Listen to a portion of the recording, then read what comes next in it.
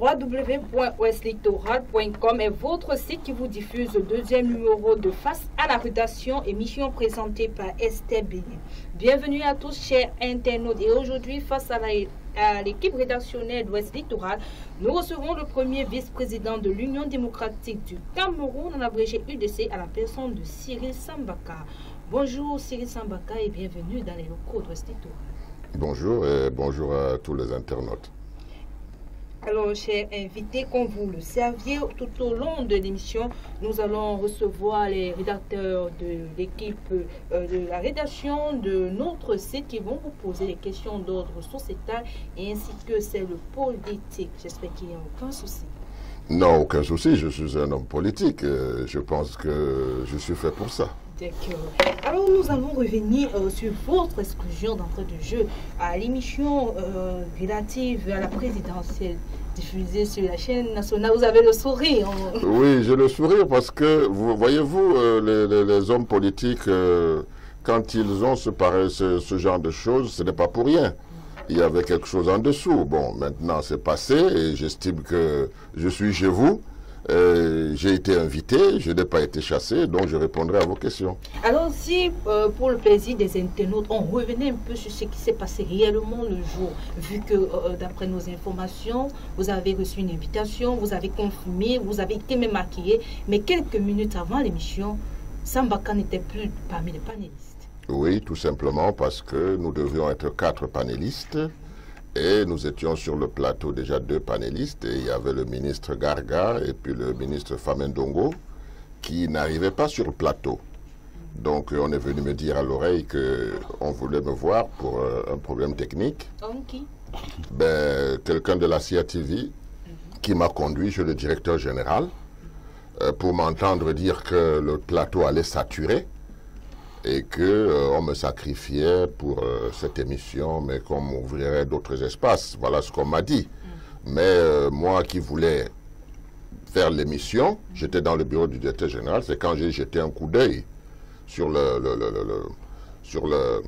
la télévision que je me suis aperçu qu'à peine je me suis levé du plateau, eux ils se sont installés et l'émission avait déjà commencé. Donc j'ai compris qu'en fait, on voulait me sortir de ce plateau. Les raisons, c'est eux qui l'ont. Mais je reste convaincu qu'ils ne voulaient pas que les téléspectateurs apprennent un certain nombre de choses. Alors, nos internautes, bien sûr, apprendront certainement un certain nombre de choses. C'est pourquoi on va directement recevoir le premier intervenant à la personne de Benjamin Zébazé. Bonjour Benjamin. Bonjour Esther. À toi l'invité. Bonjour Esther, bonjour aux internautes et bonjour M. Sambaka. Bonjour M. Zébazé. M. Sambaka. Oui. Il y a quelque chose qui ne va pas avec vous. Vous allez à la CRTV, on vous empêche d'intervenir. Oui. Nous vous invitons ici et nous avons du mal à trouver quelqu'un qui veut se mettre en face de vous. Qu'est-ce qui ne va pas? Ben, ce qui ne va pas, c'est qu'on a habitué les Camerounais à la politique spectacle, on n'a pas habitué les Camerounais à la réelle politique. Vous savez, la politique, c'est un métier. C'est quelque chose qui est important et on s'y engage par sacerdoce. C'est pour le bien de tout le monde, le droit au bonheur des citoyens. Mais parfois, on trouve la politique opportuniste et beaucoup se sont engagés en politique par opportunisme. C'est ça qui crée dans cette situation. Nous, on fait de la politique, c'est une course de fond. Je suis dans cette histoire depuis le 90. Et j'y reste, je ne suis pas en train d'exercer le pouvoir, ça ne m'empêche pas de travailler politiquement et de proposer aux Camerounais des choses. Non, M. Sambaka, je veux quand même vous dire quelque chose qui me trotte dans la tête. Vous devez faire peur. Parce que nous avons eu du mal à trouver quelqu'un du RDPC pour se mettre en face de vous. Alors nous nous sommes repliés sur Hervé Emmanuel Com, qui lui n'a peur de rien. Dans la dernière minute ce matin, il nous a dit qu'il ne peut pas venir. Comment vous expliquez ça, Sambaka? Ben, je ne sais pas. Ben, je dois dire que moi, ça m'embête souvent de ne pas pouvoir avoir un interlocuteur du parti au pouvoir parce que, en fait, il faut entrer dans les sujets, dans le vif du sujet. Il faut entrer dans ce qu'on propose aux Camerounais et ce qui ne va pas. Comment le corriger? Je crois que c'est tout ce travail qu'un homme politique fait et c'est ça qui permet aux populations de savoir quels sont partenaires, parties prenantes. Parce que, vous savez, le Cameroun ne peut plus fonctionner comme hier. Il faut que ce soit clair. Les citoyens camerounais sont désormais appelés à s'impliquer, au moins dans le choix, dans le contrôle et dans la sanction des hommes politiques. C'est la raison pour laquelle on privilégie, n'est-ce pas, les programmes, on privilégie les méthodes pour appliquer ces programmes et on privilégie des hommes et des femmes honnêtes qui peuvent implémenter cela pour le bonheur de l'ensemble. Monsieur Sabaka, ça tombe bien quand vous parlez de programme. Moi, j'ai rêvé ce matin de vous rencontrer avec Hervé Emmanuel Combe. Parce que vous avez quelque chose en commun. Vous savez que les Camerounais sont de mauvaise langue. Oui. Ils disent des choses des fois très très méchantes. Ils pensent que votre candidat, comme celui d'Hervé Emmanuel Combe, c'est-à-dire Paul Biya et Abadou Danduya, sont en hibernation. Qui sont en hibernation, qui ont un âge qui leur permet plus de sortir quelque chose d'intéressant de leur cerveau, qui n'ont pas les jambes pour le conduire dans les meetings. Ces gens sont simplement méchants ou bien un peu de vérité dans ce qu'ils disent? Non, vous savez, on a tellement fait de politique spectacle dans ce pays que le fond n'est pas développé. On voit la forme. On court partout, on donne 2000 francs, 3000 francs Ben Skinner, on leur dit venez faire foule, on prend des photos et on en parle. Non, c'est pas ça la politique. La politique, c'est un programme qui va entrer dans la tête des Camerounais. Donc, le docteur Adamou Ndamdjoya, puisqu'il s'agit de lui, notre candidat, on ne peut pas l'accuser d'être un vétéran de la politique. Moi, je pense que la politique, c'est l'endurance, la preuve. Je n'ai jamais occupé un poste dans le gouvernement, mais ça fait 26 ans au moins que je fais de la politique. Donc, c'est de l'endurance. Ça ne vous gêne pas qu'on qualifie votre candidat avec le même terme que celui du RDPC? Non, non, non, ce n'est pas la même chose. Je vais vous expliquer. La politique a ceci de ce que quand on est au pouvoir, on exerce le pouvoir, ça use. Vous comprenez? Vous avez vu les présidents d'ailleurs, américains, etc., etc., ils ressortent avec des cernes aux yeux. Ça use le pouvoir, surtout quand on l'exerce. Maintenant, quand on cherche le pouvoir, on est à la conquête du pouvoir, ça booste. C'est-à-dire que si je rate une élection, ça me rajeunit pour que je me remette en cause et me dire comment je fais la prochaine fois pour y arriver. Je travaille encore davantage mon programme, je travaille sur le terrain pour que la prochaine fois soit la bonne. Donc, exercer le pouvoir et conquérir le pouvoir, c'est deux choses. Ça tombe bien. Vous avez commencé par parler des programmes politiques. On va y aller. Vous savez, M. Sambaka, je ne peux pas faire venir un homme politique de votre niveau, qui a 30 ans de métier, que je connais depuis 30 ans. Et qui est quelqu'un qui a une certaine rectitude morale et qui est quelqu'un qui ne fuit pas les problèmes. Oui. Et on va parler des choses qui fâchent. On va parler des institutions. Oui. Et j'ai interrogé il y a quelque temps ici, dans cette même salle, un représentant du MRC et un représentant du SDF. Sur la forme de l'État, ils ont été clairs. Le représentant du SDF dit, nous voulons 10 États. 10 États fédérés. 10 États fédérés. Et le représentant du MRC, lui aussi a été clair. Il dit son candidat va faire une large concertation dès qu'il sera élu le 7 octobre. Et après la large concertation, il va aller à un référendum. Alors, l'UDC se situe où entre ces deux positions extrêmes? Non, il ne faut pas nous mélanger avec eux. Pour la simple raison qu'en 1991, c'est bien le docteur Adamou Ndamdjoya qui représentait l'opposition à la réunion tripartite. Et c'est bien lui qui a négocié pour que la Constitution soit mise à l'ordre du jour de la tripartite.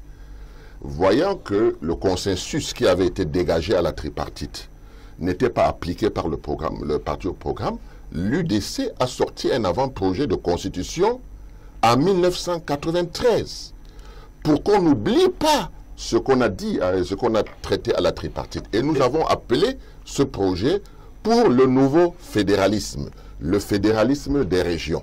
La genèse, donnez-moi 30 secondes pour vous donner la genèse. On vous écoute. La genèse, c'est qu'à la réunion tripartite, il y avait les gens du nord-ouest et du sud-ouest qui voulaient retourner au fédéralisme à 2 États. C'est suite à cette discussion qu'on a pu comprendre que le problème du Cameroun, et notamment celui anglophone, se posait au niveau de la gestion locale, c'est-à-dire l'autonomisation. C'est ainsi qu'à la réunion tripartite, on a donc décidé, et ils ont accepté, que ce qu'ils avaient comme gestion autonome, qu'ils le partagent avec l'ensemble du Cameroun, c'est-à-dire les francophones. C'est donc de là où est sorti les régions. Donc, nouveau fédéralisme des régions. Pourquoi nouveau fédéralisme? Parce que ce n'est plus l'ancien fédéralisme de 2 États. C'est le nouveau fédéralisme des régions. avec pour objectif l'autonomisation de ces régions. Voilà ce qui avait été décidé à la réunion tripartite. Et en 1993, l'UDC a sorti dans un avant-projet de constitution.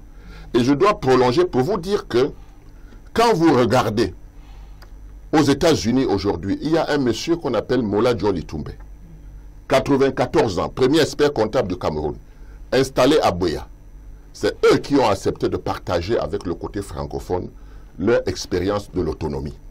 Aujourd'hui, il est sécessionniste aux États-Unis. Pourquoi? Parce que pendant 27 ans, ils ont été abusés. On n'a pas appliqué ce qu'eux, ils avaient accepté de gré de cœur. Parce que si on avait eu à pratiquer cela, nous ne serions pas dans les problèmes du nord-ouest et du sud-ouest. Ce que vous dites est intéressant, M. Sambaka. Mais jusque-là, je ne comprends pas quel est votre position dans cette campagne qui s'ouvre. Parce que les choses se sont plus dans l'état de 1991. Vous n'avez plus des anglophones qui sont disposés à vous écouter. C'est ce genre de langage qui est un langage de bon sens. Mais maintenant, il faut sortir de la crise. Et la crise sortira par la forme de l'État. Vrai ou faux, M. Sambaka? Mais c'est tout à fait vrai, de manière consensuelle. C'est-à-dire que nous, je voulais vous expliquer que nous avons un avant-projet de constitution qui date de 93. C'est ça. Et c'est le nouveau fédéralisme, le fédéralisme des régions. C'est ça que vous allez défendre. C'est ce que nous voulons défendre. C'est ça. Et nous estimons que le fédéralisme des régions permet de revenir en arrière. Parce que dans le monde, il faut avancer. Vous savez, il y a eu 2 régions et beaucoup de gens vont vous dire que le Cameroun n'a pas commencé avec le français et l'anglais. C'est ça. Mais le Cameroun demeure. Donc le problème de la fédération qui était revendiqué, c'était un problème d'autonomisation, d'autonomie. Et quand nous avons vu que depuis 1991, le gouvernement n'applique pas la régionalisation, qu'est-ce que nous avons fait? Il y a 5 ans que nous avons proposé à ce gouvernement que le côté anglophone qui a cédé est en train de se plaindre. Alors, comme il n'y avait pas de région, mettons en place un plan d'urgence. Un plan d'urgence communal participatif qui allait permettre, en attendant qu'il y ait les régions, que les communes soient en mouvement et que les communes se mettent à se développer. Vous tous, vous savez que sur le plan international, l'Union européenne aide nos communes pour faire des plans de développement. Mais ce n'est pas financé. Donc l'État qui est décentralisé doit pouvoir reverser vers les régions de l'argent. Ils ne le font pas. Alors, un plan d'urgence communale participative que nous avons fait, c'était pour demander qu'il y ait 1 milliard de francs qui soient versés à chaque commune, parce que cette histoire d'égalité de chance et tout cela doit être concret. Il faut que chaque commune ait 1 milliard, en dehors de son budget, 1 milliard de francs chaque année pendant 3 ans. Et ça coûte combien une telle mesure? Une telle mesure coûte dans le budget de l'État 360 milliards. La décentralisation devrait coûter au bas mot dans les 30% du budget. C'est ça. Bon, attendez, M. Sambaka. Ce que vous dites est très intéressant. Oui. Mais il faut que ce soit clair pour que tout le monde comprenne. SDF, 12 États. Le MRC de Maurice Kamto, large négociation, référendum. Concrètement, en un mot, une phrase, 2 phrases, vous, c'est quoi? Le fédéralisme des régions, c'est-à-dire qu'on part sur les régions que nous avons. 10 régions. 10 régions. Ça veut dire fondamentalement le découpage administratif et celui du SSF. Oui, parce que ce qu'on cherche, c'est le résultat de cette affaire. C'est-à-dire, qu'est-ce que les populations veulent? Les populations veulent participer à leur propre développement. Oui. Ils veulent être partie prenante de leur développement. Ils ont en face d'eux des maires et des présidents de régions. Ça fait qu'ils peuvent résoudre leurs problèmes localement au lieu d'aller à Yaoundé. Oui, mais c'est ça, Baka. Oui. Oui, Benjamin Edo, ça veut dire que si l'État avait pris en compte votre plan communal participatif, il n'y aurait pas eu de guerre. Il n'y aurait pas eu de guerre. Non, il n'y aurait pas eu de guerre. Et c'est dommage parce que nous sommes dans un pays où on dit qu'on est démocratique.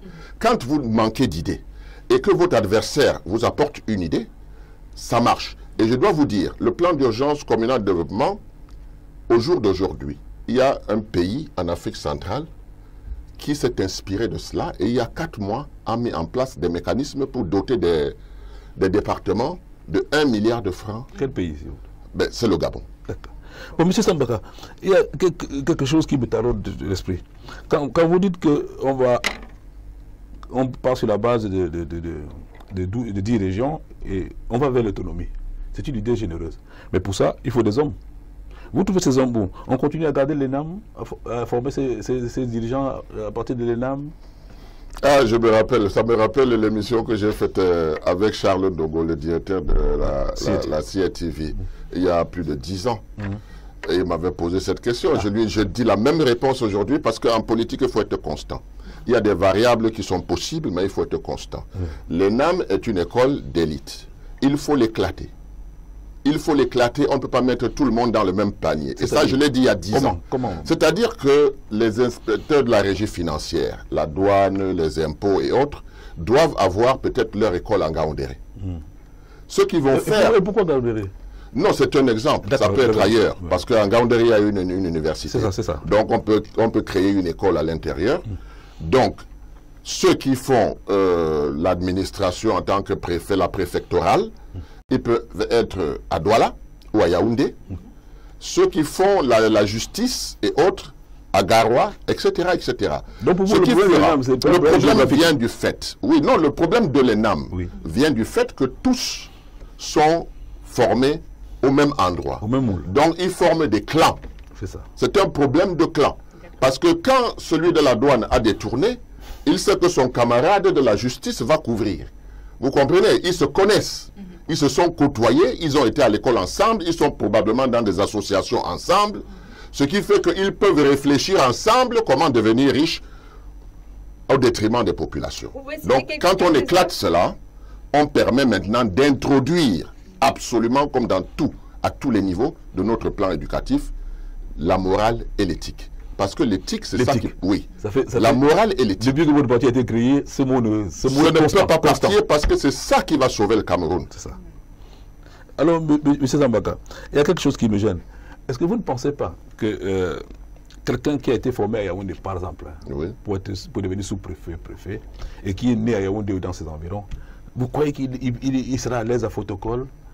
Il sera à l'aise à Photocol, à Kousséri? Est-ce qu'il n'y a pas un réel problème? Est-ce qu'il ne faut pas rapprocher la formation de la zone comment je vais dire, rapprocher la formation de la population? Parce que je vais vous prendre un exemple. Prenons un exemple, par exemple, en matière de médecine. Vous savez très bien qu'un médecin qui est formé, par exemple, dans le sud, pour lui, aller opérer une dame ou un homme ou une femme, ça ne cause aucun problème. Mais dans ces régions de l'extrême nord, là, il y a des gens qui n'acceptent pas que la femme soit auscultée par un homme. Oui, ça peut arriver, mais ce que je dois dire, c'est que quand on entre dans une école d'administration, on doit pouvoir vivre l'administration.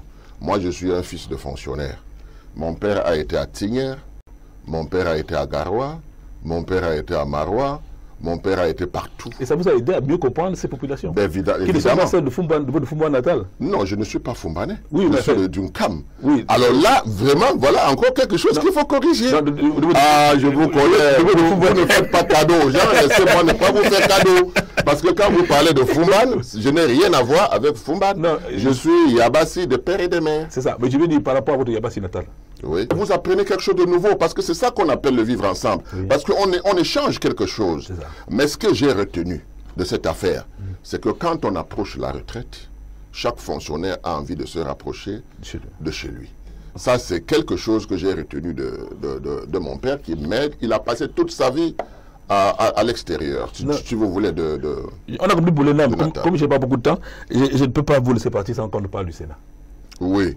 Parce que le Sénat, ça coûte combien au budget? Voilà. Et beaucoup de gens pensent que c'est très facile, on prend un petit ciseau, on coupe et on en parle. Bon, c'est un tort. C'est un tort. 15 milliards de francs au Cameroun, c'est rien du tout. Le Cameroun, c'est un pays riche.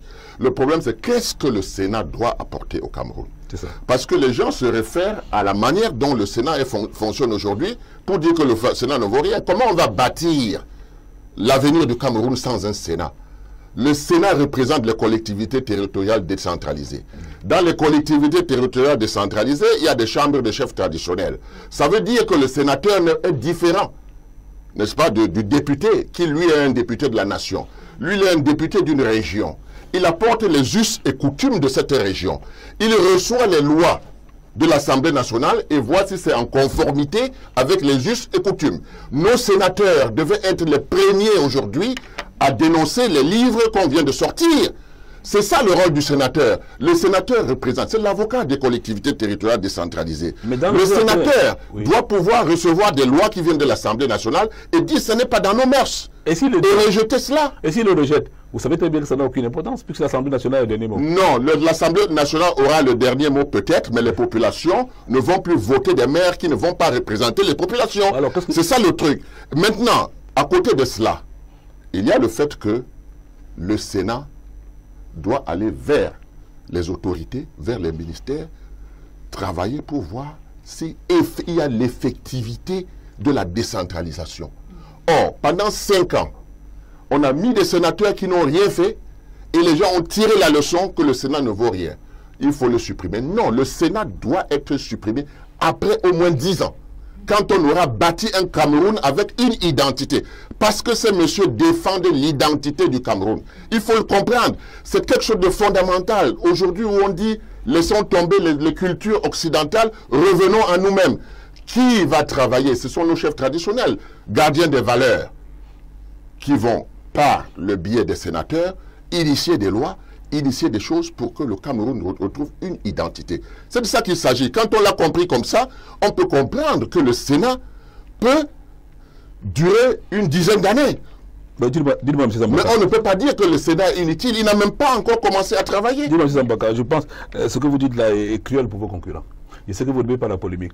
Mais quand vous expliquez comme ça, expliquez comme vous expliquez, ça veut dire que vos concurrents n'ont rien compris. Non, c'est-à-dire qu'il y a des erreurs qu'on fait en politique. Vous comprenez? Parce que quand on veut sanctionner, quelque chose, on ne regarde pas le résultat de cette chose. On regarde cette chose a été faite pourquoi. Quel est le rôle? Est-ce qu'ils ont assumé leur rôle? C'est de ça qu'il s'agit. Oui, donc vos concurrents ne voient pas plus loin que ce que vous voyez. Bon, j'espère que c'est ce que vous constatez. Oui, parce que vous savez, pendant toute la campagne va se faire sur tous ces enjeux-là. Oui. Vous êtes d'accord avec moi, M. Zambaka? Tout à fait. Bon, est-ce que vous ne pensez pas quand même, parce que je représente un peu les internautes ici, hein, on ne comprend pas grand-chose souvent à la politique, mais vous ne pensez pas que le Sénat tel que vous venez de le définir, qui peut être très efficace. Vous ne pensez pas qu'il faut une petite réforme quand même pour donner le moyen de frapper souvent le point sur la table et dire ça ne passe pas. Effectivement que ça ne passe pas, comme modifier un peu le fonctionnement. C'est la faute au peuple.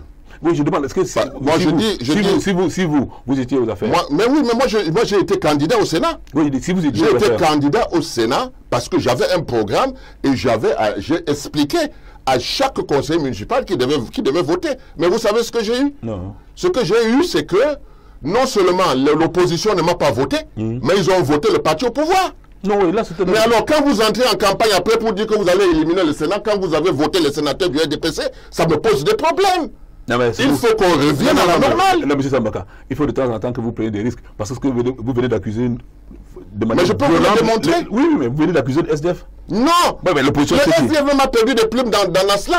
Regardez les résultats de Douala. Oui. Le SDF a eu moins de voix que ses élus. C'est ça. Et ceux qui n'ont pas participé ont voté pour le RDPC qui a eu 40 voix de plus à Douala. Oui, mais vous ne m'avez pas répondu tout à fait à ma question. Je veux savoir, si vous étiez aux affaires, vous avez le moyen de changer les choses. Est-ce que vous aimeriez un Sénat plus maître de son destin? C'est-à-dire plus capable de dire non à certaines conditions. Il faut le renforcer. Voilà. En plus, il faut enlever cette disposition qui dit qu'on peut nommer des sénateurs. Oui, ça. Non, c'est pas possible. C'est pas possible. Ce sont des élus. Il n'y a pas de sénateurs à deux vitesses. Ce sont des sénateurs qui sont là pour défendre les collectivités territoriales décentralisées. Il faut leur donner leur mission. Ils ont une mission. S'ils n'ont pas compris leur mission, moi je venais et je me posais la question pour qu'ils comprennent leur mission et qu'on puisse travailler pour les collectivités. Vous pensez que 27 ans, disons 24 ans, et ça fait 5 ans au moins que le Sénat est là, ils n'ont jamais parlé de la décentralisation. Ils ne sont jamais allés vers le ministre de l'administration territoriale pour imposer ce que la loi a commencé à donner. Ils ne l'ont pas fait, c'était leur rôle. Ils auraient dû le faire, ils ne l'ont pas fait. Donc ce n'est pas une raison pour dire que le Sénat ne doit pas exister. Mais le Sénat est important. Oui, je vais terminer là-dessus, M. Zambaka. Quand je vous écoute et que j'écoute tous les opposants, je connais les combats que vous avez menés. 25 ans après, je vois que vous avez toujours la même fougue. Et je me dis, est-ce que quelque part, des fois, vous ne vous couchez pas en vous disant que c'est peine perdue, que c'est payé foutu? Non, je ne peux pas. Parce que quand je prête serment à l'UDC, quand j'entre à l'UDC, il y a quelque chose de fondamental à l'UDC. Quand vous entrez à l'UDC, on vous dit le combat que vous faites, c'est une course de fond. Avec des pointes de vitesse pendant les élections. Mais sachez que ce que vous faites aujourd'hui peut profiter dans 20 ans, dans 30 ans, dans 50 ans. Donc on travaille pour la prospérité. Oui. Vous savez, et c'est pour cette raison qu'on matérialise ce que nous faisons. Notre documentation est énorme. On a été obligé de la digitaliser. Parce que les Camerounais de demain s'en inspireront. Il est important que quand on a choisi de faire la politique, qu'on fasse la politique proprement. Oui, et c'est ce que nous essayons de faire. On est maintenant entre nous, personne ne nous suit. Oui. Dis-moi, vous n'êtes pas souvent découragé? Non, je suis découragé par un peuple qui ne se mobilise pas. Ah oui, mais le peuple ne se mobilise pas. Non, le peuple ne se mobilise pas parce que le peuple n'a pas cette maturité que moi j'ai par exemple eu au Bénin où j'ai fait mon exil. Parce qu'on a appris aux gens à partir de la radio, de la télévision, qu'on entrait sous une autre ère. Mais bon, mon temps est terminé, monsieur Sambaka. Mais ce que je voulais dire... C'est dommage, une prochaine fois. Ce que je constate, c'est que je comprends pourquoi je ne trouve aucun des pédistes pour vous affronter. Bon. Et quand mon ami... Moi, j'aimerais trouver des électeurs pour que le Cameroun change. Quand je comprends pourquoi mon ami avait comme ces défis là de 2 minutes. Oui, c'est normal. Merci Benjamin pour cette intervention. Alors, monsieur Sambaka, nous allons donc poursuivre tout à l'heure dans vos propos. Vous avez parlé du fait que le peuple ne soit pas mature, qu'il faut prendre un certain nombre de décisions. Et ça dit que l'éducation coince aussi quelque part, parce que lorsqu'on parle de maturité, on voit ici la réflexion. Il faudrait bien avoir un certain niveau pour pouvoir comprendre un certain nombre de choses et mieux affronter. Si on ne s'y connaît pas. C'est la raison principale pour laquelle le problème de l'éducation vient donc avoir toute sa raison d'être. On a refusé aux jeunes l'instruction civique pendant une dizaine d'années. Vous comprenez? Aujourd'hui où l'instruction civique revient un peu, on est en train de les mettre devant encore des problèmes que suscitent les livres qu'on vient de découvrir. Donc tout ça, vous savez, quand vous avez sevré le peuple d'aimer son pays, l'éducation, la morale, etc., ça devient un peuple un peu hybride. Et à ce moment-là, le drapeau, l'hymne, toutes ces choses-là ne sont pas importantes pour eux. C'est la raison pour laquelle il y a eu, après nous, parce que moi je suis entré en politique, j'étais jeune comme vous. Vous voyez? Mais après nous, il n'y a pas eu. Il n'y a eu que des jeunes qu'on prenait, même à l'université, pour aller bourrer les urnes. Vous voyez, donc on a dévoyé. Et ça fait qu'aujourd'hui, quand les jeunes reviennent à la politique, nous sommes tellement contents parce que nous avons essayé cela. Et nous voyons que les jeunes sont en train de revenir à la politique. Mais attention, il ne faut pas se tromper. La guerre, il n'y a pas d'opposition entre les plus âgés et les jeunes. L'opposition se trouve à quel niveau? Mais parce que j'ai été à une conférence, on m'a dit, qu'est-ce que vous venez faire là? Vous êtes déjà vieux. Nous, on pense que maintenant, c'est le temps des jeunes. Non, il faut une transition. Ce que j'ai dans la tête, les jeunes ne l'ont pas. Donc, il faut bien qu'on travaille ensemble. Ça veut dire que si votre candidat est élu au soir du 7 octobre, il y aura... La priorité, c'est les jeunes. La priorité, c'est les jeunes parce que le Cameroun, nous disons à l'UDC, le Cameroun par tous et pour tous. Seulement, il faut qu'on ouvre la porte. C'est pour cette raison, l'une des raisons pour lesquelles vous ne voyez pas jusqu'à présent le docteur Adamou Ndamdjoya, parce qu'il estime qu'il a formé des gens. Si l'UDC a formé des gens comme moi, et qu'au jour d'aujourd'hui, je ne suis plus jeune, le docteur Adamou Ndamdjoya peut nous laisser parler. Il peut nous laisser agir, prendre des initiatives, prendre des décisions. Et c'est ce que nous essayons de faire. Donc le président Adamou Ndamdjoya, voilà, les jeunes, c'est la porte ouverte. Il faut transmettre. C'est dans ces mots qu'on va conclure la première partie de cette émission qui était essentiellement axée sur les questions d'ordre politique. Chers internautes, si vous venez d'être connectés, sachez que vous êtes en train de suivre votre émission Face à la rédaction. Et avec nous, Cyril Sambaka, homme politique de premières heures, comme on le dit généralement, premier vice-président de l'UDC. Et avec nous, déjà sur ce plateau, Pierre-Marie Poney, qui va vous poser quelques questions d'ordre sociétal. Pierre-Marie, bonjour. Bonjour Esther, c'est un plaisir pour moi d'avoir le président. C'est pareil pour moi. Et alors, d'emblée, comment se porte l'UDC? Ben, l'UDC se porte bien. Vous savez, nous, on est un parti qui avons institué quelque chose de formidable. Depuis 5 ans, chaque mois, on se retrouve autour d'un thème. Nous invitons la société civile, nous invitons les médias et les partis politiques. Nous travaillons avec les experts. Nous travaillons sur un thème et le mois prochain, on choisit un autre thème. Donc, on travaille en permanence. Je pense que c'est ça un parti politique. On n'attend pas les élections pour faire des programmes. Nous avons des programmes qui sont là, qu'on actualise au fur et à mesure. Ben le 7 octobre, effectivement, ça approche à grands pas. Est-ce que vous êtes prêts? Vous n'avez pas peur Non, je n'ai pas peur. J'ai peur que les gens se trompent. Parce que la politique, c'est quelque chose de complexe.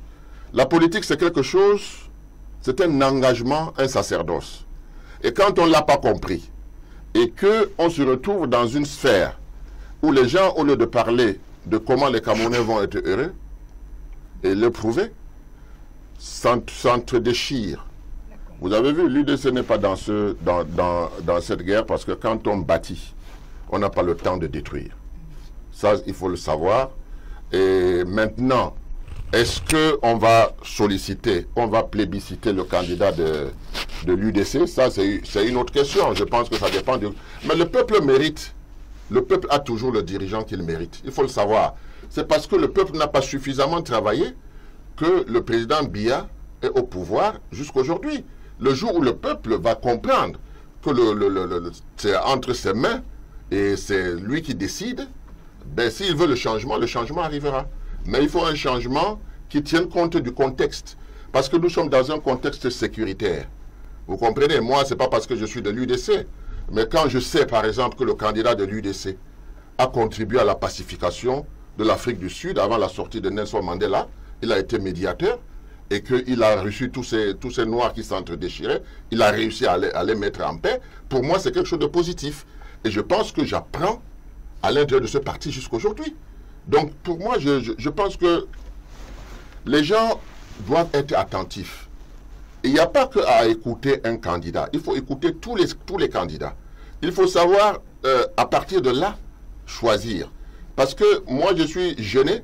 Parce que quand je me retrouve avec d'autres candidats ou d'autres partis politiques, il y a de fortes chances que je me rende compte que les propositions viennent de nous. Les propositions viennent de nous. Mais pourquoi est-ce qu'on ne peut pas s'entendre sur une chose? Pourquoi on n'a pas pu s'entendre sur un minimum, vu le contexte d'aujourd'hui, c'est-à-dire le contexte sécuritaire qu'il faut pacifier, vu les institutions qu'il faut changer? Je pense que si on s'arrêtait sur ces deux choses, on pouvait comprendre qu'on doit attendre beaucoup de l'Union démocratique du Cameroun. C'est dire que si les élections avaient lieu demain, l'UDC est prêt. L'UDC est prêt. Si l'élection avait lieu demain... Non, l'UDC a toujours... On est habitué aux élections. Nous avons déjà... Vous ne nous avez pas vu, vous n'avez pas vu le président de l'UDC parce qu'il est en train d'écrire. D'accord. Il est en train d'écrire. Et avec ça, je dois dire que nous sommes sur le terrain. Nous sommes en train de former les scrutateurs. D'accord. Bon, actuellement... Et puis il faut aussi avouer, il faut avouer que les médias ne sont pas beaucoup venus vers nous au départ. Hein. Bon, c'est maintenant que j'apprends qu'on demande Il est là. Et il va finir d'écrire, il va entrer dans la danse. Oui, bon, si on voulait effectivement le président de l'UDC, c'était pour répondre à certaines questions. Par exemple, nous sommes en pleine rentrée scolaire, sans livre. Je ne sais pas ce que pense l'UDC, sans livre. Oui, mais ça, si vous me posez la question, je crois que si demain vous posez la question à Adamou Ndamdjo, il vous dira la même chose. Parce que nous, on a un programme, on a une idéologie, on a une façon de voir, on a une façon de faire. Le livre scolaire, c'est quelque chose qu'on doit faire ici. Vous comprenez? C'est-à-dire au Cameroun. On a des enseignants qui sont capés pour faire tout ça ici au Cameroun. Il faut tout simplement qu'on abandonne cette histoire que chaque fois qu'on doit faire quelque chose, il faut que des gens gagnent de l'argent. Il faut qu'une mafia s'installe. Et je pense que... Des imprimeries, on a des imprimeries. Oui, on peut les agrandir, on peut faire beaucoup de choses. On peut prévoir. Parce que quand on dit on veut des livres, on va changer les livres et qu'on envoie en Inde, moi je pense que ces livres-là devaient entrer peut-être l'année prochaine. Parce que la preuve, c'est qu'il n'y a pas de livres jusqu'à présent. Et moi je dis, au niveau de l'Union démocratique du Cameroun, les livres doivent être faits au Cameroun par des Camerounais. Et sur la base de l'éthique et de la morale. Et sur la base des programmes camerounais, parce que ce qui manque le plus au Cameroun et qui doit être fait très rapidement, compte tenu de notre diversité qu'on a à l'intérieur du pays, c'est de s'occuper de notre pays, c'est-à-dire c'est de s'occuper d'abord de notre identité, parce qu'elle est riche. Est-ce que vous savez ce que vous pouvez... Un enfant peut avoir de l'Est? Est-ce qu'il connaît les proverbes? Est-ce qu'il connaît les contes de l'Est? Est-ce qu'il connaît les contes de l'Ouest? Mais pourquoi vous voulez qu'un enfant puisse grandir sans savoir tout cela? Et c'est tellement riche. Parce que ce qu'on dit à l'Ouest, on dit autre chose à l'Est et ça enrichit l'enfant. Quand on parle de décentralisation, c'est parce que précisément les communes doivent être de développement et que les enfants de l'Est doivent venir faire passer leurs vacances à Douala, par exemple. Il faut que les structures communales puissent les accueillir avec des chambres et tout cela, leur faire un programme, leur apprendre même à parler, par exemple, Douala s'ils sont à Douala et puis Foufoulé s'ils sont à Garoua. Donc toutes ces choses-là, un Camerounais qui naît aujourd'hui, je peux vous parier qu'il arrive en terminale, il n'a pas encore connu tout le Cameroun. Donc il faut créer ces conditions-là pour que nous soyons des Camerounais. Il ne faut pas les décréter. Il faut créer les conditions. Quand il y avait les internats, il n'y avait pas de tribus. Vous comprenez? Donc au jour d'aujourd'hui, on doit créer ces conditions. Et c'est ce que l'UDC dit. Ben justement, sur ces programmes, nous avons un livre qui devrait l'applaudir actuellement. C'est l'excellence en classe de 5e. Oui. Oui, où on officialise pratiquement la débauche, la perversion aux enfants de 5e, c'est-à-dire aux enfants de 10 ans et encore moins pour certains. Donc, vous êtes au courant au moins Depuis hier, je suis au courant et je pense que ce livre doit impérativement être retiré. Impérativement. Parce qu'en réalité, voilà le problème. On ne refuse pas que l'éducation sexuelle soit faite aux enfants. Mais il y a un homme est différent d'une femme. Un homme avec une femme font des enfants. C'est le normal. Vous comprenez? Maintenant, ce que moi j'ai vu là-dedans va éveiller l'attention de ces enfants pour dire que il y a le coït anal, il y a ceci, il y a cela. Alors, à partir de ce moment-là, des hommes qui vont avec des hommes, des femmes qui vont avec des femmes, non.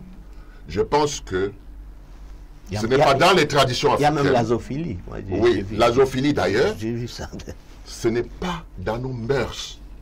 Et on n'a pas besoin d'enfants de 5 ans, 10 ans qui sont en train d'essayer ce qu'ils ont vu dans leurs livres. Parce que nous leur avons demandé d'aller à l'école et d'apprendre ce qu'il y a dans leurs livres. Donc si ce qui est dans leurs livres ne nous arrange pas, ces livres ne fonctionnent pas. Et ces livres ne fonctionneront pas. Je ne pense pas qu'avec la morale et l'éthique que l'UDC prône, on va accepter que ces livres soient distribués à nos enfants. Alors, Cyril Samba, quand on sait que jusqu'ici, la sexualité a été toujours un sujet tabou, l'adoption de ce livre au programme ne serait-elle pas une manière de prévenir, d'apprendre déjà aux jeunes un certain nombre de choses? Parce qu'on dit généralement qu'à l'âge de la puberté, ils veulent une certaine expérience et du coup, ils se retrouvent butés. Or, ça peut se comprendre. Ça peut se comprendre. Si c'était ça l'objectif, les méthodes utilisées sont mauvaises. Parce qu'on est parti au-delà pour dire aux enfants qu'un homme peut aller avec un animal, un homme peut aller avec un homme peut aller avec une femme, etc., etc. On appelle ça ceci. Et vous connaissez la curiosité des enfants. Alors, vous imaginez votre enfant, vous le trouvez avec une chèvre derrière la maison. Vous imaginez cela? Parce qu'il est en train de faire une expérience qu'il aurait apprise à l'école? Non, je pense que le but, c'est d'abrutir nos enfants. Mais d'aucuns parlent de modernisme. Non, ça n'a rien à voir avec le modernisme. Le modernisme, c'est de voir comment est-ce que on ne va pas comme un animal vers une femme, on la prépare. Vous comprenez? On la prépare avant de passer à l'acte. Voilà, c'est ça qu'on appelle le modernisme. Le modernisme, ce n'est pas un homme qui va avec un homme ou une femme qui va avec une femme. Ça, ce sont des déviances. Des déviances que certains n'aiment pas qu'on appelle déviances, mais ce ne sont pas des choses qu'on apprend aux enfants à l'école. Je suis désolé. Mais quel compte faire l'UDC? Je vous ai dit que l'UDC, dans son programme éducatif, a toujours dit que il faut enseigner, renforcer, et à tous les niveaux, de la maternelle jusqu'au supérieur, la morale et l'éthique. Les NAM doivent avoir l'éthique. Les universités, il faut l'éthique. Les écoles primaires jusqu'à la maternelle, c'est l'éthique. La morale, l'éthique, c'est important. C'est important parce que quand vous avez cela, vous avez un comportement. C'est-à-dire que vous avez le savoir-faire et le savoir-être. Ce sont 3 éléments qu'il faut mettre, additionner ensemble pour avoir de bons Camerounais demain. C'est important. Oui, bon, enfin, ça veut dire que l'éducation est à terre pour le moment. Non, l'éducation au Cameroun ne vaut rien. Comment vous jugez l'éducation actuelle? Je dois dire qu'au niveau de l'UDC, et quand le docteur Adamou Ndamdjoya était ministre de l'Éducation, on en parle encore, beaucoup de gens en parlent. Ceux qui étaient paresseux, ou bien alors ceux qui veulent dénigrer, disent que la colle et tout ça, il a été un mauvais ministre. Non. Il a été un très bon ministre parce que quand il a été ministre, on ne fraudait pas aux examens. On ne retrouvait pas les copies partout. Et ceux qui avaient en dessous d'une certaine moyenne pouvaient suivre la colle pour qu'ils travaillent davantage. C'était encouragé à travailler pour que le niveau soit élevé. Et à cette époque, je peux vous dire que le niveau a été très élevé. Et en 1976, il a signé une convention, en 1978, une convention avec le Japon pour qu'on introduise les ordinateurs ici. Mais il a dû quitter ce poste pour aller à un autre poste. Et le projet a été mis sous les ténoirs. Les Camerounais, les internautes, tout ce que vous entendez là, c'est depuis 1978 que ce dossier avait été signé avec les Japonais quand Ndamdjoya était ministre de l'Éducation. Donc, la pointe, c'est quelque chose d'important pour les Camerounais. Parce que si vous regardez à travers le monde, vous allez vous rendre compte que les Camerounais sont dans des postes de pointe. Si vous regardez la SNI a fabriqué des gens de pointe. Ils ont fait le tour du monde et tout ça là. Tous ces gens-là existent, ils sont là. Mais on ne les appelle même pas pour les consulter. Et vous imaginez un seul instant que le Conseil économique et social se retrouve avec des gens comme ça qui ont l'expertise, qui ont les souvenirs de ceci, de cela et des projections pour l'avenir. C'est ça, c'est comme ça qu'on bâtit le Cameroun. Le Cameroun par tous et pour tous. Oui, et s'agissant de l'éthique, c'est vrai qu'on a connu votre président à l'époque par l'éthique. Vous insistez beaucoup sur l'éthique. Quel est le programme, enfin, je ne peux pas dire tout le programme, c'est-à-dire les maîtres mots que l'UDC propose aux Camerounais? Voilà, je vais citer 12 petits points. Et pour leur campagne, quoi. Oui, je vais citer 12 petits points. Vous me permettrez de jeter quand même un coup d'œil. Je ne vais pas expliquer, je vais juste citer pour qu'on aille vite. Il faut, n'est-ce pas, une organisation des États généraux de l'éducation nationale. Cela comporte quoi? D'abord, la révision des statuts de l'enseignant, la scolarisation obligatoire sans distinction de genre et la gratuité effective de l'enseignement dans le secteur public, l'engagement de la lutte contre le travail et l'exploitation des enfants, l'effectivité du bilinguisme et enseignement des langues nationales, la promotion de l'éducation morale et éthique à tous les niveaux, le développement des infrastructures et structures du système éducatif. Mais là, il faut la décentralisation. Parce qu'il faut que c'est chaque région qui puisse faire ce qu'il a à faire. La création des équipements, des laboratoires, des ateliers, des bibliothèques à des niveaux différents. La suppression du droit universitaire. La réinstauration des bourses à différents niveaux. L'amélioration des conditions de recherche scientifique, technique et technologique. L'utilisation des matériaux locaux avec application des résultats au sein de la cité, puis la création des prix de la créativité et des recherches appliquées. La création des prix de la créativité et des recherches appliquées. Il faut encourager ceux qui ont l'excellence. Et j'imagine que l'UDC fera tout pour vraiment prôner l'excellence. Absolument. Je pense que c'est ça qui nous manque le plus. C'est pour ça qu'on est un peu, on pense au passé. Parce que les jeunes qui n'ont pas connu les deux, c'est-à-dire le président Ahidjo et le président Biya, n'est-ce pas, c'est dommage pour eux. Parce que s'ils avaient connu comme nous, les deux, ils auraient la possibilité de se rendre compte qu'on était mieux avant. Il y avait eu le problème de maquisards, des problèmes comme ça, des problèmes politiques. Mais je peux même vous dire un secret. Le président Ahidjo était contre la décentralisation politique, mais il était pour la décentralisation économique et pour le vivre ensemble. C'est la raison pour laquelle il a fait un plan pilote dans le littoral à Kondjok, Sodenkam, etc., etc. Il était question que chaque province puisse donc avoir ce genre de choses où on fait venir des gens de partout, on leur donne des terres, on leur donne la possibilité de cultiver, on crée une société qui va faire des infrastructures pour emmagasiner afin qu'on puisse venir acheter les produits. Donc, le test était D'abord dans le littoral, à Kondiok, à Yabassi. Ça a marché et le président Biya est venu après, il a fermé. Mais le président Biya, justement, a encore appelé les jeunes à retourner vers la terre. Mais il appelle les jeunes à retourner vers la terre. Quand il est arrivé, il n'y avait que la terre. Puisque le pétrole était dans un compte hors budget. Donc c'était la terre. Le comice agro-pastoral, c'était quoi? C'était pour encourager toutes les régions de cultiver. Vous croyez que si on avait continué avec ça et on avait mis une décentralisation avec des communes comme point d'ancrage et de développement, mais on exporterait les oignons, il n'y aurait même pas eu Boko Haram. Moi, je peux vous le dire. Parce que la gestion, c'est ça.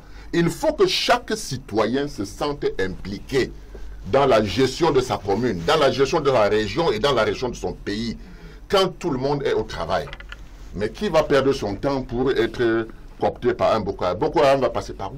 Donc, chaque citoyen doit être acté non sujet. Non, on ne peut plus vivre que nous sommes d'un côté Tanga Nord, de l'autre côté Tanga Sud, où les administrateurs s'enrichissent et puis les populations souffrent. Ce n'est pas possible. Il faut que tout le monde souffre ou que tout le monde gagne. Le Cameroun par tous et pour tous. Bon, pour continuer, je crois que nous allons revenir aux élections parce que c'est l'actualité. Oui. Bon, là maintenant, vous êtes habitué aux élections depuis 1992. Tout à fait. Bon, selon vous, qu'est-ce qui fera la différence cette fois-ci? La différence de ces élections, il faut la comprendre.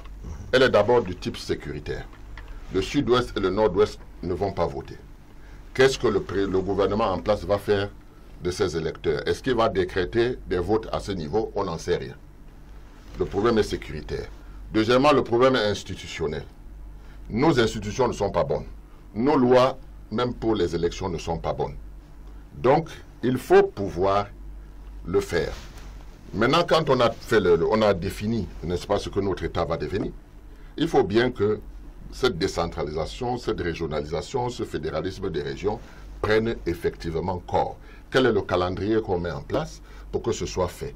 Est-ce qu'on accepte le plan d'urgence que je vous ai proposé pour que les populations ne meurent plus de faim et qu'ils se mettent au travail? 1 milliard de francs par commune, dans toutes les communes, pendant 3 ans. Le temps de l'asseoir un fédéralisme, une régionalisation ou une décentralisation. Est-ce qu'on laisse nos communes comme ça? Est-ce qu'on laisse nos populations comme ça? Voilà la proposition que j'ai faite il y a 5 ans et que le parti a approuvé. Donc je dois dire qu'au niveau de l'UDC, encore c'est pour répondre à d'autres, que l'Union démocratique de Cameroun a été conçue pour avoir plusieurs leaders.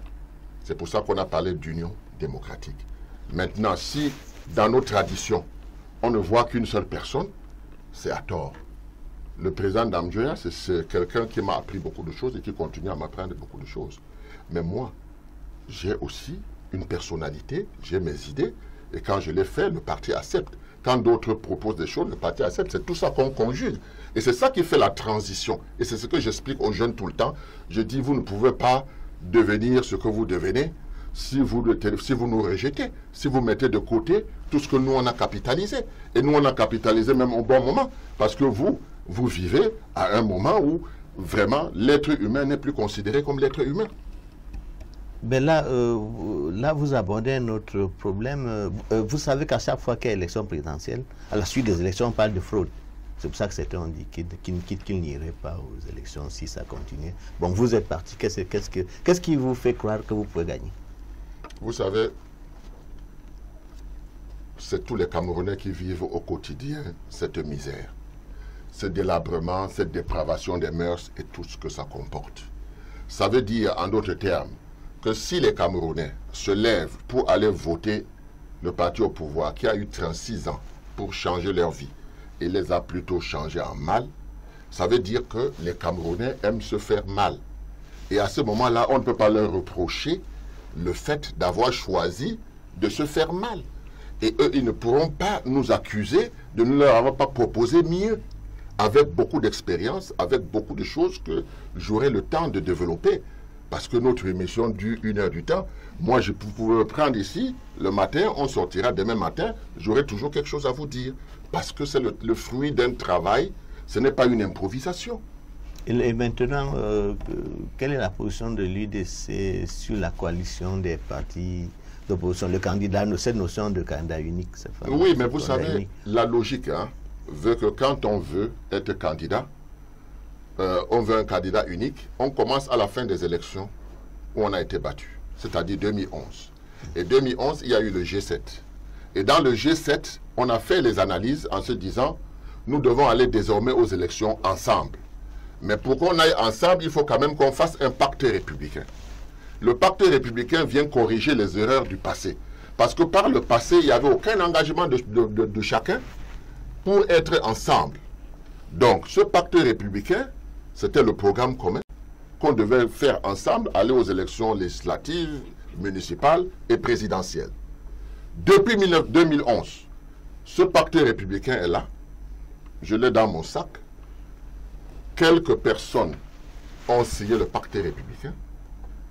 Mais, vous voyez, le G7 qui devait continuer à travailler, y associer la société civile et autres, n'a pas fait son travail. Aujourd'hui, quand on convoque le corps électoral, on nous dit qu'il faut mutualiser les forces pour avoir un candidat. C'est possible, mais à condition que ce soit les candidats qui s'asseyent entre eux, sans témoin. Je dis bien sans témoin et sans leur lieutenant, parce que par le passé, ce sont les lieutenants qui bousillent tout. Hein. Donc les candidats eux-mêmes peuvent s'entendre, mais tant que ils vont être représentés par deux lieutenants à gauche, 2 lieutenants à droite, ça va rien donner. Donc l'expérience nous montre que, cette fois encore, ça n'a pas pu être possible. Et qu'au contraire, de trouver même une alternative à la candidature unique, les gens ont choisi plutôt de s'insulter entre eux. C'est pour ça que vous assistez à cette guerre-là, fratricide, qui, demain, pourra gouverner le Cameroun s'il gagne ses élections, alors qu'il sort des injures et autres. Il faudra pacifier, il faudra le pardon, il faudra réconcilier. Parce que là, on a pris un mauvais chemin. C'est la raison pour laquelle l'UDC n'est pas sorti très vite. Parce que nous ne voulons pas. Nous ne voulons pas. On cherche le pouvoir pour le peuple. On ne cherche pas le pouvoir pour un clan.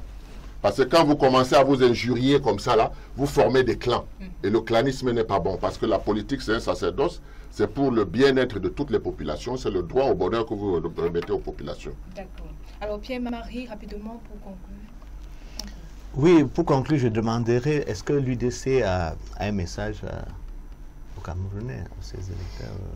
Oui, je peux, même en n'étant pas candidat, moi-même, je dois dire que c'est le fruit de beaucoup de travail, de beaucoup de réflexion, de beaucoup d'actions que nous menons depuis le multipartisme. Nous avons eu des avancées, nous avons eu des blocages, mais je pense que pour peu que les Camerounais vont prendre le temps de voir ce que nous avons fait, de venir vers nous pour comprendre qui nous sommes, que les jeunes comprennent que c'est ce mixage qui va faire le bonheur du Cameroun de demain. Ce n'est pas le parce que un plus âgé a mal fait que tous les plus âgés font mal. Ce n'est pas parce qu'un jeune est dynamique que tous les jeunes sont dynamiques. C'est ensemble que nous allons faire un Cameroun, c'est-à-dire un Cameroun par tous, un Cameroun pour tous. Merci donc Pierre-Marie pour votre intervention. Alors rapidement, nous savons que on ne peut pas parler de politique, on ne peut pas parler d'éducation, on ne peut pas parler d'économie sans toutefois s'intéresser un tout petit peu à la mère de l'humanité, la femme. Que propose l'UDC par rapport aux problèmes liés à la femme, parce que nous savons que certains proposent même l'accouchement, la gratuité de l'accouchement par césarienne. Qu'en est-il de l'UDC? Non, l'accouchement par césarienne, ce n'est pas, c'est automatique.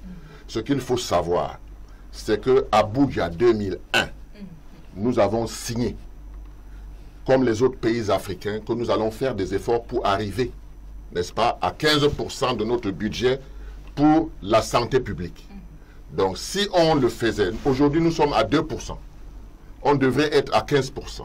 Ce que nous on propose, c'est que le budget soit arrimé sur 10% et qu'on puisse mettre en place la couverture maladie, où les Camerounais qui n'ont pas de moyens vont payer 1000 francs par mois, c'est-à-dire 12 000 francs par an, et que ceux qui ont des moyens, qui travaillent, et tout cela seront autour de 2,5% à 5%. Cela permettra d'avoir environ 600 80 quelque chose de milliards de francs, ce qui correspondrait, au vu de notre budget, à 15%, c'est-à-dire 10% apportés par l'administration, les autres, les 5% apportés par les différents mécanismes qu'on va mettre en place pour les cotisations. Et chacun aura sa carte. Non seulement on va vous prendre à l'hôpital, mais on va aussi vous prendre à la pharmacie. Parce que le problème n'est pas seulement de vous prendre à l'hôpital. Si on vous prend à l'hôpital et qu'on vous prescrit des médicaments et que vous vous arrêtez devant un bonhomme qui passe devant chez vous avec une assiette et que vous prenez ces médicaments, vous ne vous serez pas soigné. Ce sont des placebos, ce sont des médicaments périmés. Il faudra donc qu'on bâtisse des pharmacies parce que quand les médicaments ont déjà fait un certain nombre d'années, le brevet peut être rétrocédé, qu'on fabrique des médicaments ici et que quand vous êtes sorti de chez le médecin, vous allez chez le pharmacien, vous avez la gratuité de médicaments. Voilà le plus que l'UDC apporte en fonction donc des 10% que le budget que l'État doit apporter et les 5% de cotisations qu'on va faire à travers les populations pour que chacun ait sa carte de couverture santé maladie. Les femmes vont accoucher par césarienne sans se soucier. Les autres vont prendre leurs médicaments à la pharmacie sans payer. Voilà à peu près. Alors, l'UDC est dans la course du fauteuil, a été dit. Si l'UDC gagne, quelle est la place que l'UDC accordera à la femme dans le gouvernement? La femme a déjà dans nos propositions de parité 40%. Nous allons jusqu'à 40%. Pourquoi pas 50-50? Non, parce que les femmes fuient. Comment ça? Je vous dis, je ne vous demande pas, demandez à n'importe qui. Les femmes ne s'engagent pas encore suffisamment. C'est la raison pour laquelle vous allez vous apercevoir qu'à l'UDC, quand on a 4 députés, il y a 2 femmes, 2 hommes. Mais nous ne pouvons pas imposer ça à tout le monde. C'est ce que nous allons vers là. Mais je vous dis que sur les écrits, nous disons minimum 40%. Mais ça ne veut pas dire, par exemple, qu'on n'accorde pas assez de possibilités à la femme de pouvoir s'épanouir dans le monde politique. Mais vous avez déjà vu une femme qui gronde son mari? Il lui accorde quelle possibilité? La femme est libre. La femme doit s'auto-gérer. La femme doit faire un certain nombre de choses. N'est-ce pas? Elle doit même épater son mari. Vous comprenez? Donc aujourd'hui, nous ne sommes pas dans une civilisation où la femme est en bas, l'homme est en haut. Non, ils marchent ensemble. Vous avez dit 40%. Minimum. Minimum. Et je vous donne l'exemple de l'UDC où on a 50-50. Non. Et si on disait 60% pour les femmes et 40% pour les Mais il faut qu'elle le mérite. Il faut qu'elle fonce. Il faut qu'elle fonce. Pourquoi pas une femme présidente de la République? Vous voyez comment le Cameroun régresse. Hier, il y avait même des candidats femmes. Cette fois-ci, il n'y a aucune candidate femme. Est-ce que c'est de la faute des hommes? Et l'UDC peut être gouverné, dirigé par une femme? Pourquoi pas? Notre porte-parole à l'Assemblée nationale, c'est une femme. Non, en tant que leader. Pourquoi pas? Pourquoi pas? Mais si je pense que je suis mieux, je ne vais pas laisser à la femme parce qu'elle est femme. Il faut qu'elle soit mieux que moi. D'accord. Alors, Siri Sambaka, nous sommes pratiquement arrivés au thème de cette émission appelée Face à la rédaction. Si on vous demandait de parler au nom de votre leader en 1 minute, que direz-vous aux électeurs? Je dirais aux électeurs que soit on connaît Adamou Ndamdioya, soit on ne le connaît pas. Mais quand on le connaît, on ne doute pas de lui. On ne doute pas de ses capacités, non seulement à pacifier, mais à mettre de bonnes institutions et à conduire une transition où tout le monde sera imbriqué et le Cameroun se portera mieux. Quand on fait de la politique, on fait de la politique, on ne fait pas de la gesticulation, on ne fait pas de la politique fiction. On fait la réelle politique et on apporte des réponses aux attentes des populations. Donc, en ce qui me concerne, je pense que si on regarde de près et qu'on laisse les préjugés, parce que moi, je n'ai jamais entendu quelqu'un dire que Adamou Ndamdioya, c'est un mauvais gestionnaire, c'est quelqu'un qui a détourné des fonds, c'est quelqu'un qui a mal, qui ne sait pas ce que c'est que l'État. J'ai jamais entendu ça. J'entends souvent des gens dire, oui, mais c'est un homme du passé. Ah ben, s'il vous plaît, les hommes du passé, ça n'existe pas quand on vit. Quand on a fait la politique, il n'y a pas de retraite. En politique, il n'y en a pas. Et je vous dis, c'est l'usage du pouvoir, c'est l'usure de pouvoir quand on l'exerce, mais c'est le dynamisme quand on cherche à le conquérir. C'est ça la caractéristique de la politique. Quand on a compris ça, il y a des choses qu'on ne peut plus dire. Merci encore, Siri Sambaka, d'avoir fait le déplacement. C'est moi qui vous remercie. J'espère que l'émission va continuer et que peut-être on va ajouter 30 minutes la prochaine fois parce que je pense que j'ai commencé à parler, je n'ai pas encore tout dit. D'accord, vos doléances seront transmises à la hiérarchie. Merci donc, chers amis internautes, de nous avoir suivis, d'avoir suivi votre émission Face à la rotation, qui a connu la collaboration de Benjamin Zébazé et Pierre-Marie Pony. À la présentation, j'étais Esther Bidet, technique Marie-Louise Songo et Todé. Nous prenons rendez-vous pour une prochaine édition. D'ici à là, portez-vous bien.